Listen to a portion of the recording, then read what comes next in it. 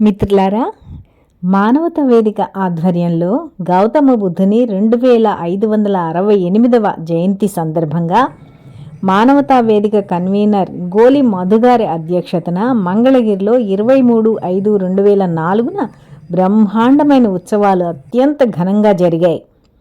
ఇందులో centre for social psychology president Nuthalapati Aravind గారు, మంగళగిరి బుద్ధ విహార్ అధ్యక్షులు రేఖా కృష్ణార్జున గారు, ప్రజానాట్య మండలి జిల్లా నాయకులు కంచెర కాసయ్య, మంగళగిరి సాహితీ కళావేదిక కన్వీనర్ గుత్తికొండ ధనంజయ్ గారు, విశ్వభారతి కళా పరిషత్ కన్వీనర్ కొట్టాబత్తుల లక్ష్మణరావు గారు, ఆంధ్ర నాటక కళాసమితి అధ్యక్షులు నన్నపనేని నాగేశ్వరరావు గారు, పిరమిడ్ సేవాదళ్ కార్యదర్శి శంకర్రావు గారు, ప్రముఖ గాయకులు రచయిత అల్లక తాతారావు గారు, కవి రచయిత సింధుపట్ల భూపతి గారు, ఇంకా దామర్ల కుబేరస్వామి గారు, బుద్ధభూమి మాసపత్రిక ఎడిటర్ గోలి సీతారామయ్య గారితో పాటు చాలామంది ప్రముఖులు పాల్గొన్నారు. మంగళగిరి బుద్ధ విహార్ సభ్యులు శ్రీ రేఖా నరేష్ బాబు గారు వందన సమర్పణ చేశారు.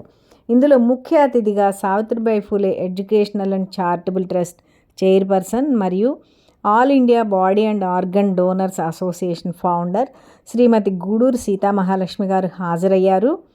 ఏకపాత్రాభినయం సందుబట్ల భూపతి గారు చేశారు. పొట్టాబత్తున లక్ష్మణరావు గారు కూడా ఇందులో అటెండ్ అయ్యారు. ఇప్పుడు మరి ఆ కార్యక్రమాన్ని చూద్దామా?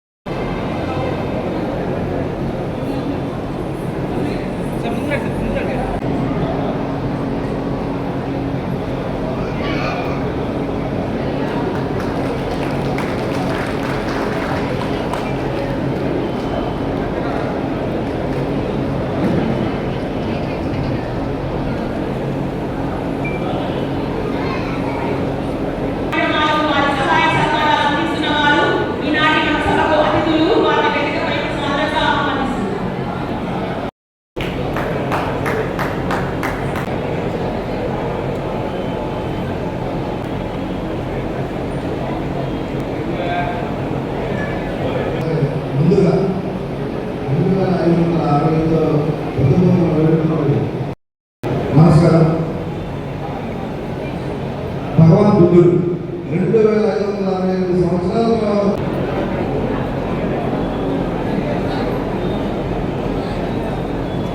భారతదేశాన్ని సర్వసత్తాన సామ్యవాద లౌకిక ప్రజాస్వామ్య గణతంత్ర రాజ్యంగా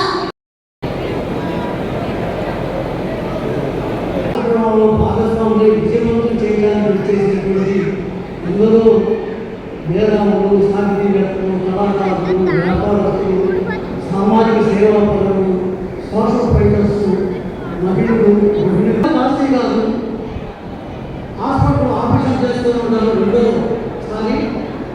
రెండో ఆపరేషన్ మొదటిసారి సక్సెస్ అవ్వలేదు. మాట్లాడిన తర్వాత వాళ్ళ చిన్నబ్బాయి చైతన్య ఇబ్బందికరమైనటువంటి అంశాలు ఏవైతే ఉన్నాయో సమాజంలో పుట్టుక ద్వారా కొంతమంది ఎక్కువ కొంతమంది తక్కువ అనే భావాన్ని గౌతమ్ బుద్ధుడు ఆ రోజునే ఖండించడం జరిగింది. జ్ఞాన సముపార్జన ద్వారా అట్లాగే నైతిక విలువలను పాటించడం ద్వారా పుట్టుకతోటి సంబంధం లేకుండా ఏ మనిషి అయినా సరే ఉన్నతుడు కావచ్చు అని చెప్పని ఆయన చెప్పడం జరిగింది. వాళ్ళని అట్లా జ్ఞానాన్ని పొంది నైతికతను పాటించినటువంటి అందరూ కూడా బుద్ధులు అంటే జ్ఞానవంతులు అని చెప్పని వాళ్ళు సమాజంలో ఉన్నతమైనటువంటి వ్యక్తులుగా ఆయన పరిగణించడం జరిగింది. అట్లాగే స్త్రీ సమానత్వాన్ని కూడా గౌతమ్ బుద్ధుడు ఆ రోజునే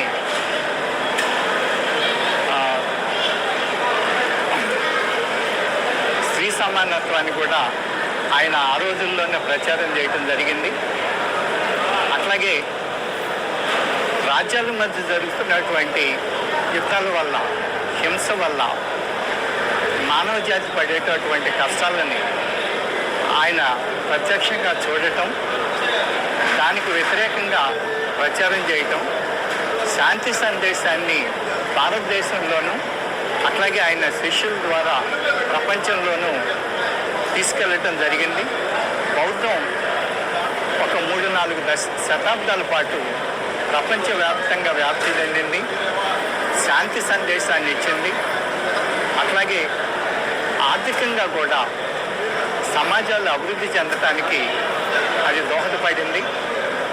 జంతు బలులను తప్పని చెప్పడం ద్వారా గౌతమ బుద్ధుడు పశు సంపదని కాపాడటం, ఆ పశు సంపద వ్యవసాయ రంగం అభివృద్ధికి తోడ్పడటం, దానివల్ల సమాజంలో ఆర్థిక అభివృద్ధిని సాధించటం, ఆర్థిక పరిపుష్టి, సామాజిక సమానత్వం, అట్లాగే రాజకీయ సుస్థిరత, సమాజంలో శాంతి, ఇవి గౌతమ బుద్ధుడు ఆ రోజుల్లో సాధించినటువంటి విజయాలు.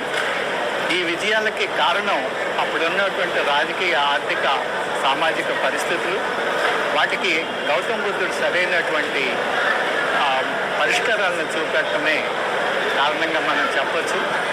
ఇవాళ సమాజంలో, భారత సమాజంలో అట్లాగే ప్రపంచంలో వివిధ దేశాల మధ్య, వివిధ జన సమూహాల మధ్య ఉన్నటువంటి వైరుధ్యాలను కూడా మనం గౌతమ బుద్ధుని స్ఫూర్తితో అర్థం చేసుకోవాల్సినటువంటి అవసరం ఉంది. అర్థం చేసుకోవటమే కాకుండా వాటిని ఈనాటి పరిస్థితులకు అన్వయించినట్లయితే మరింత మెరుగైనటువంటి సమాజాన్ని, శాంతి సమాజాన్ని, ఆర్థికంగా అభివృద్ధి చెందినటువంటి సమాజాన్ని, ఆర్థిక అసమానతలు తగ్గించేటటువంటి సమాజాన్ని, సామాజిక మానవతావేదిగా ఈ మంగళగిరిలో 2568 సంవత్సరాల క్రితం పుట్టినటువంటి ఒక మహనీయుని ఆలోచనని ఈ మంగళగిరిలో ఉన్నటువంటి ప్రజలకు తెలియజేయాలని ఇక్కడ ఏర్పాటు చేసినటువంటి ఈ నిర్వాహకులందరికీ కూడా పేరు పేరున ధన్యవాదాలు తెలియజేస్తా ఉన్నా. ముఖ్యంగా ఇవాళ బుద్ధుని పుట్టినరోజు సందర్భంగా ఇక్కడ కూర్చున్నటువంటి అందరూ కూడా బుద్ధుని బోధనలో ఉన్నటువంటి ఏ 2 అంశాలు పట్టుకున్నా మన కుటుంబంలో ప్రశాంతత ఉంటుంది, ముందు మన మైండ్లో ప్రశాంతత ఉంటుంది. ఏ 2 అంశాలు పట్టుకున్నా ఇక్కడ ఎక్కువ మంది మహిళలు వచ్చినారు. బుద్ధుని భార్య గురించి, బుద్ధుని భార్య ఆమెలాగా బతకడానికి ప్రయత్నం 2-3 రోజులు చేసినా ఆ ఇల్లు చాలా ప్రశాంతంగా ఉంటుంది. బుద్ధుని లాగా చివరి రోజు వరకు నేర్చుకోవడానికి ప్రయత్నం చేసినా, మార్చుకోవడానికి ప్రయత్నం చేసినా, ఆలోచించడానికి ప్రయత్నం చేసినా, మాట్లాడటానికి ప్రయత్నం చేసినా, పని చేయడానికి ప్రయత్నం చేసినా, ఆ సంకల్పం వచ్చిన ఆ వ్యక్తి, ఆ కుటుంబం, ఆ సమాజం అత్యున్నతమైనటువంటి స్థాయికి వెళ్తుంది.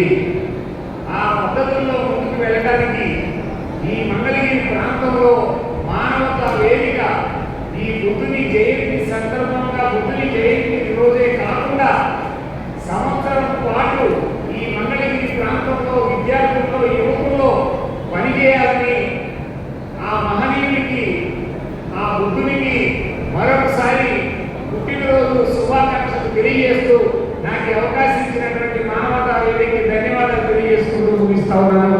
Thank you. ధన్యవాదాలండి. బుద్ధుని భావన 1-2 పట్టుకున్నా చాలు, 1-2 ఇంప్లిమెంట్ చేయగలిగినా చాలు అని సుదీర్ పెద్దలు, గురుతులు, అందరికీ నమస్కారం. ఈరోజు బుద్ధ జయంతి వేడుకలు జరుపుకుంటున్నాం. అసలు ఏమిటి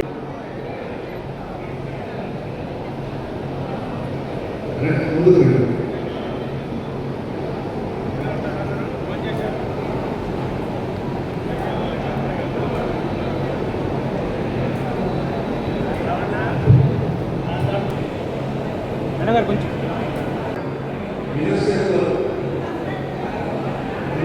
యునెస్కో ప్రభుత్వ వారి పురస్కారం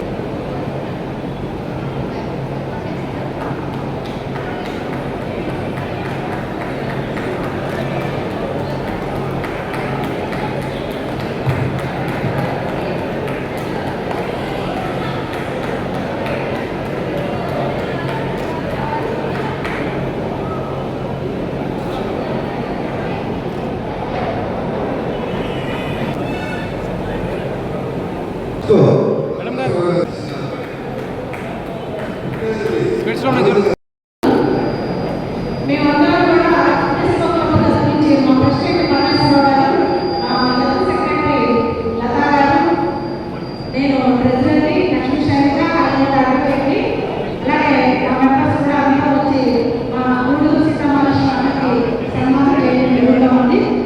మా అక్క ఎన్నో రకాలు చేసింది. అసలు ఈరోజు మనం చెప్పుకోవడానికి స్టేజ్ సరిపోదు కాబట్టి దీని గురించి మేము ప్రత్యేకంగా ఒక రోజు పెడదాం అనుకుంటున్నాము. ఈ విషయం మనందరం కూడా చాలా ఆనందించవలసిన విషయము. ఎందుకంటే అక్క ఇదే కాదు, అవైలబుల్ అంటే మనందరికీ కూడా తెలుసు. మరి ఈరోజు మనం చనిపోయిన తర్వాత బ్రతికుండాలి అనే ఆలోచనలో ఆమె ఇలాంటివన్నీ కూడా చేస్తూ వచ్చారు. కాబట్టి గుండూరు మహాలక్ష్మి అక్కడి మన సీతామహాలక్ష్మి సన్మానించుకోవడంలో ఇంకా ఘనంగా సన్మానించుకోవాలని చెప్పేసి ప్రజాత్మకంగా కోరుకుంటూ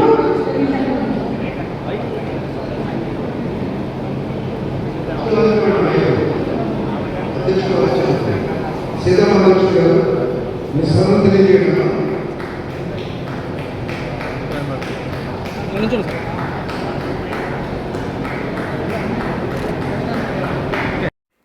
ఈ సందర్భంగా యూనిసెఫ్ ప్రతినిధి బృందం వారు కూడా పురస్కారం అందజేయడం జరిగింది.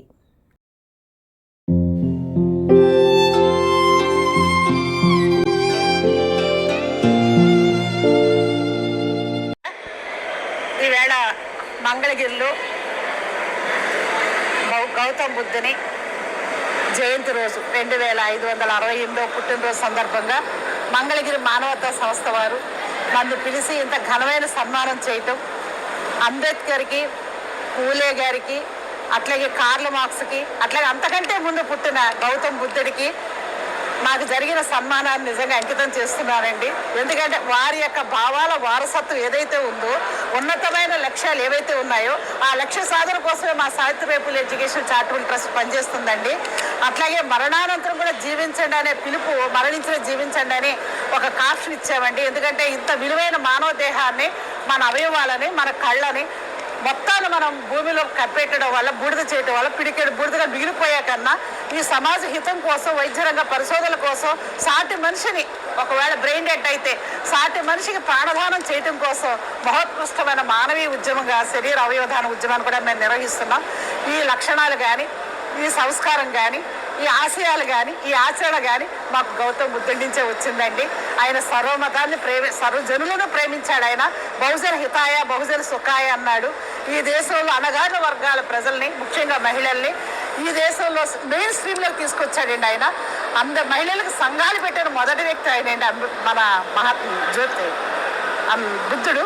సో కాబట్టి మహిళలుగా మేము సమాజంలో కులమతాలు పోవాలని, అంటరాంతరం పోవాలని, అస్పృశ్యత పోవాలని, బ్రాహ్మికల్ కల్చర్ పోవాలని, ఈ విగ్రహారాధన పోవాలని, ఆ మనుషులందరూ సమానంగా బతికి ఒక సామాజిక వ్యవస్థ, సామ్యవాద సిద్ధాంతాన్ని ఆయన ప్రబోధించాడు. కాబట్టి ఆ సామ్యవాద సిద్ధాంతాన్ని తీసుకురావడం కోసం కార్ల్ మార్క్స్ వర్గ సిద్ధాంతాన్ని, వర్గ పోరాటాన్ని ప్రబోధించాడు. అంబేద్కర్ గారు కులరహిత సమాజం కోసం, కుల నిర్మూలన పోరాటం చేశాడు. కాబట్టి ఈ అందరి మహనీయుల యొక్క ఆశయాలను మేళవింపుతో సమాజం ముందుకెళ్లాలని, అప్పుడే బుద్ధుడికి మనం నిజమైన నీరాజనాలు అర్పిద్దామని, కార్ల్ మార్క్స్ గారికైనా అంబేద్కర్ గారికైనా మహనీయుడు బుద్ధుడే ఆయన ఆలోచనలే ఆధారం. కాబట్టి స్వేచ్ఛ, సమానత్వం, సౌభ్రాతృత్వాన్ని ప్రబోధించిన గౌతమ్ బుద్ధునికి ఈ బుద్ధ పూర్ణిమ రోజున మనఃపూర్వక నివాళి అర్పిస్తూ వారి ఆశయాలను కొనసాగించడమే మనం ఆ మహనీయులకు అర్పించే నిజమైన నివాళిగా మేము భావిస్తున్నామండి. Thank you.